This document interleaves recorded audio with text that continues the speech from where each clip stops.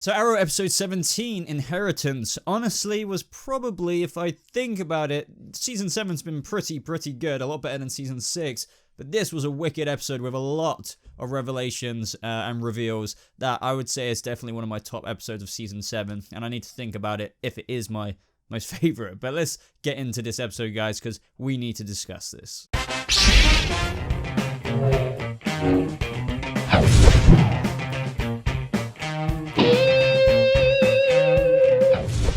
What is up, Vigilantes? Welcome to a brand new Arrow review and breakdown of episode 17, Inheritance. Now, as I just said in that intro, I thoroughly enjoyed this episode. There were those reveals towards the end that I really didn't expect. I basically feel like we have kind of got a low-key overarching villain. And you could argue that it was Dante for kind of a while, or we were thinking, what are they doing with Diaz and things like that? But, they've kind of surprised us with the fact that it is Emiko, in a sense. And I feel like this is one of the craftiest ways, like subtle surprises, of introducing a villain. And I feel like she could be redeemed, but I don't feel like it's gonna end up well. But man, this episode was so cool for action, story developments, and I'm just so happy. Like, The Flash had a good ending. Feel like that final episode of The Flash was okay, and the ending was really cool with Sherlock finally confronting Nora. And yes, Boba, I know this isn't a Flash review, but Arrow's ending here I feel like was a much more solid episode. But before we get into this, guys, subscribe for more Arrow videos just like this, and like it if you do go on to enjoy it, as I really do appreciate it, and you guys freaking rock when you freaking crush that like button. So yeah, thank you so much, and let's dive straight into the beginnings of this episode, and that is with Emiko flashbacks. A surprise to be sure, but a welcome one. And that is with Robert sending Emiko away, and then that transitions into present day with training with Oliver. Really enjoyed this scene. I love the music in that scene as well. I don't know what the title of the track is called, but it's awesome. But either way, it was nice with the flashbacks throughout this episode. I will mention them as they kind of come along in this review. But yeah, it was really important for context to see why Emiko feels the way she does. I mean, it started off that way with Arrow, which is why I feel like they've done this really intelligently. Like, she's like, oh yeah, screw you, Oliver, I hate the queens. And then they convince the audience and Oliver and everyone else, like, oh, okay, you're clearly not like your father or your mother or whatever. You're not a typical queen. So that made us think, okay, maybe she's going to be like, the copycat Green Arrow going around. That whole story was all of that. But now she might transition into the Red Arrow, so on and so forth. But now it turns out, no, she still does have that, full-on hate in this episode. So that is a really, like, double flip that I feel like they really executed pretty goddamn well. So with the last episode being Star City 2040, and one thing that the flash forwards have introduced more than anything is that the Archer program basically destroyed everything, which is why I titled my last video basically Felicity is kind of responsible for Star City 2040. And what I meant by that, in the sense of that, is the Archer program was kind of the downfall of vigilantes, and you're seeing that construction more and more in present day. And that is when we got Elena Whitlock returning. Now, nothing against the actress whatsoever. I've never been a massive fan of Elena Whitlock. She was quite minimal in this episode. I feel like, in small doses, I'm fine with her. But I get it. Like, bringing her in, she's super intelligent. We've known that through the Helix storylines and stuff like that, and she can definitely help Felicity with the Archer program. But more about that a little bit later, I guess. So in this episode, from what we know, Laura was onto Emiko, and she goes to the apartment to find Felicity, but Felicity wasn't there, and that's when she spoke to Oliver, and she essentially told Oliver about Emiko killing Diaz. And as predicted, Oliver is, as in the synopsis, always protective of his sister. I thought they were going to drag this out in terms of him like, no, Emiko wouldn't do that, blah, blah, blah. I have more faith in her. But no, what I was really happy with is more or less, I think, the next scene or so, he was on the rooftop spying on Emiko, and he quite literally saw her with Dante. I know it was the end of the season, so you could be like, Boba, of course, they're not going to drag that out, but they kind of could have for another episode maybe. But I'm just glad straight away spotted her with Dante. Freaking awesome. Like, the ball has got rolling, and this is what I love so much about this episode. So much stuff was happening all the time. So that was really cool when Oliver like busted in and like saw the knife circle and everything like that. This is what I mean. The action scenes in this episode were really awesome, and I'll mention a couple of specific things. The way they shot it was Freaking love it. But we learned that the Ninth Circle goes all the way back to like 14th century Italy. And as Renee said himself, it is essentially like this secret society responsible for centuries of worldwide regime change. And, in the synopsis, they kind of made it sound like there was a lot of Felicity defending Laurel, like a lot of that. But that was most of the synopsis. But I'm pretty sure the only thing we got out of that is when Renee said, why are we listening to Laura anyway? And she was just like, defending her. She's changed a lot and stuff like that. So I don't know why they capitalized that on the synopsis, but, I know the next episode's going to be very, like, heavy on Laurel snapping, and that's been foreshadowed, especially with Emiko towards the end of this episode, basically taking the piss out of her and how funny it is that she's pretending to be someone she's not, which is a shame, because she is changing, but I'll get onto that, I guess, in my trailer breakdown. But either way, really, really cool to learn about the Ninth Circle. Really, like, dig the henchmen and, like, the freaking robes and stuff they were in as well. Dante was kick-ass, and I'm loving everything I see. And by the way, in Emiko's suit, oh, wow, that is really, really, really nice. And calling back to my point earlier of how I said the way the writers have done this double bluff of Emiko is really, really well. I like how they kind of did that again in this episode with Oliver thinking, oh, I can get her out of this. She's way over her head into something. And, Emiko explained that when she was 11, she was left with nothing because of obviously the Robert Queen flashback we saw right at the beginning of the episode. And then Dante took her under his wing, trained her how to survive, all that jazz. And by the time she kind of knew how much of a bad guy Dante already was, it's kind of too late. Like, he helped me, so I have to stay with him. And that was like the whole convincing part of this episode where it's like, oh, okay, maybe Oliver will get her out of this. Maybe now, she's got closer to Oliver throughout the midsection of the season and realized he's not a douche and stuff like that. Maybe she will leave that family. And I was, partly convinced in this episode that that's the way things were going to go.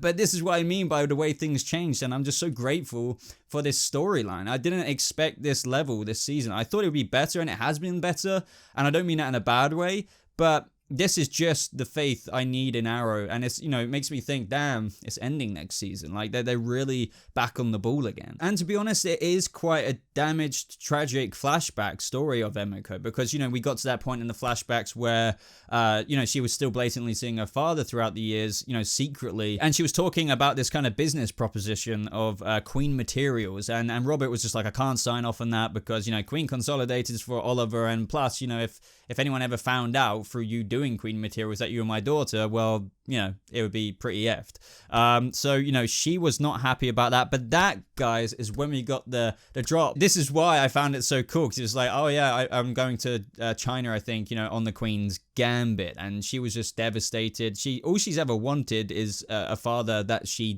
felt like she deserved. So I definitely feel like the narrative they've set up for Emiko definitely provides a solid foundation for her really, really damaged core in terms of why she isn't just coming back, even though Oliver clearly is a nice person, a nice brother who she could turn to, but she just still isn't in the episode, no matter how much he relentlessly attempts to redeem her. And I feel like we're just going to see that again and again and more consistently in the last 4, 5, 6 whatever episodes there are in the season. I can't think off the top of my head right now. So guys, then we learned that Dante was after some enriched uranium. This is when obviously Emiko was still very much fooling Team Arrow.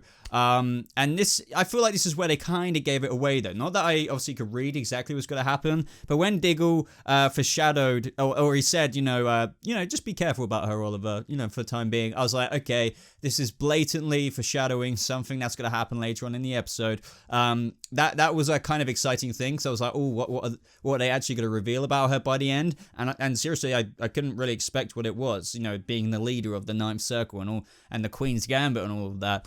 We'll get to that, as I said. But, further flashbacks show Dante explaining how, when you join the Ninth Circle, it's a lifetime commitment. It is your family now.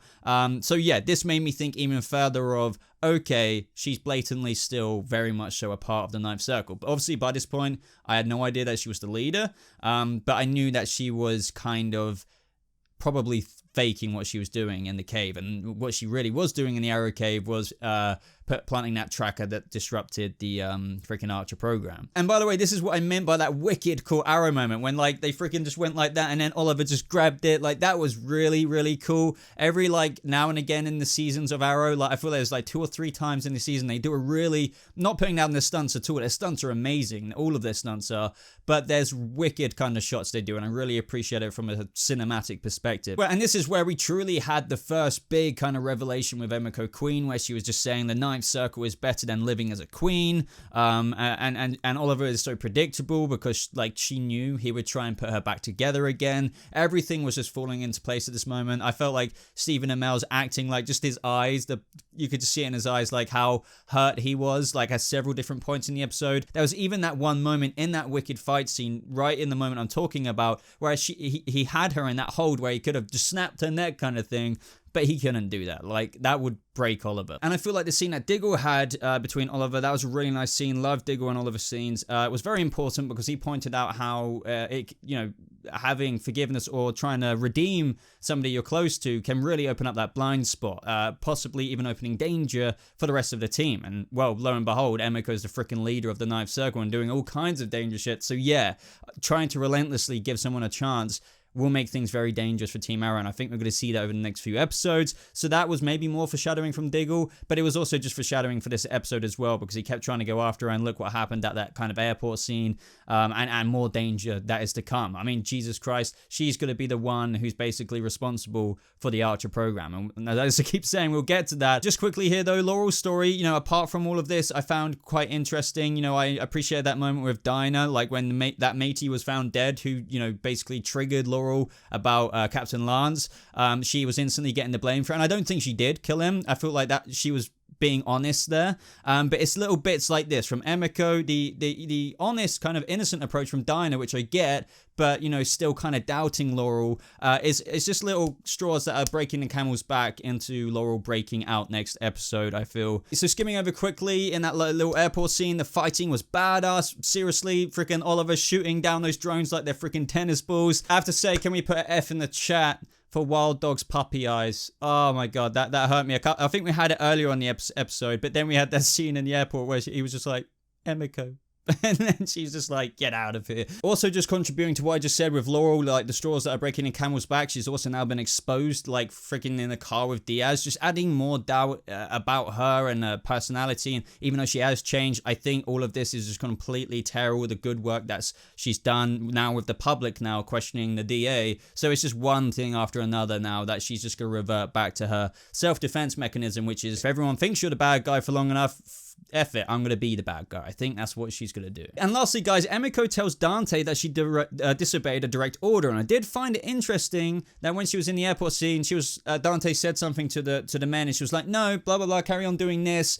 And that made me think, so why would Dante listen to her? And that is when we got this reveal that she is the leader of the Ninth Circle. Now, I do want more explanation to this, because I was like, Dante, this Ninth Circle is a big thing, and I get that she's been trained, and maybe they saw extreme intelligence and smartness and potential in her growing up, and she may have demonstrated that to the point where they're like, we're going to give you the leadership role. And I'm not faulting it, I'm hoping, and there are quite a few episodes left, that they will give us that context. And that is when she basically revealed that, the Archer program, this is what we're going to basically use as our gauntlet, to F things up, which I think if you add 1 + 1, it makes 2 in the terms of, as I said earlier, Star City 2040, the Archer program's been referenced to so much. You can clearly see what they're doing here. I think she's going to do something that she can't come back from, and it's going to be really bad. And this is why probably all vigilantes will get blamed for that, even though it clearly wasn't Oliver, Diggle, Spartan, and everyone else. It would have been Emiko and the freaking Ninth Circle, but obviously the public will just be seeing one thing. Oh, vigilantes did this, so on and so forth. We're going to have to wait and see exactly what they do there. But then it got revealed, guys, that Emiko was responsible for the Queen's gambit. Holy crap. I mean, it makes so much sense. It really does. I mean, she just snapped after a whole life of wanting her father to just be her father. And obviously at that point she had done so many probably bad things in the Ninth Circle, but she still was on the brink of redemption maybe if her father just stepped in. So loving this storyline, loving it, really, really am loving it. You would have to think though, the fact that it said invoice Malcolm Merlyn on the bottom, obviously this probably wasn't thought of way back in like season 1 and 2 and 3 and 4 and stuff, that there was somebody else who was really, responsible for planting the explosives. But you would have to assume that Malcolm Merlyn would have known Emiko. But it's one of the things that Malcolm probably kept super duper ultra secret. But maybe at the same time, just playing devil's advocate, he didn't, and he just gave them to Emiko because that's kind of what the plan was, if you remember, in season 1 anyway. So maybe there's going to be some creases to be ironed out there as well, but we're going to have to wait and see. But I would love to know your thoughts down in the comments below, guys. Truly awesome episode, really one of my favorites of the season, if not, well, I don't want to call it right now, I really need to think about all the episodes, but that is the most fun I've had with Arrow in a long time. It really is. Can't wait for the rest of this season. And if anything, this just makes me more sad that it's ending. But, as I said, guys, let me know your thoughts on my thoughts and your own thoughts down in the comments below. Like this video if you enjoyed it. Subscribe if you're brand new. Links, as always, are in the description down below. So thank you so much for watching, Vigilantes. I hope you have a lovely rest of your day. I'll see you in the next video. Goodbye.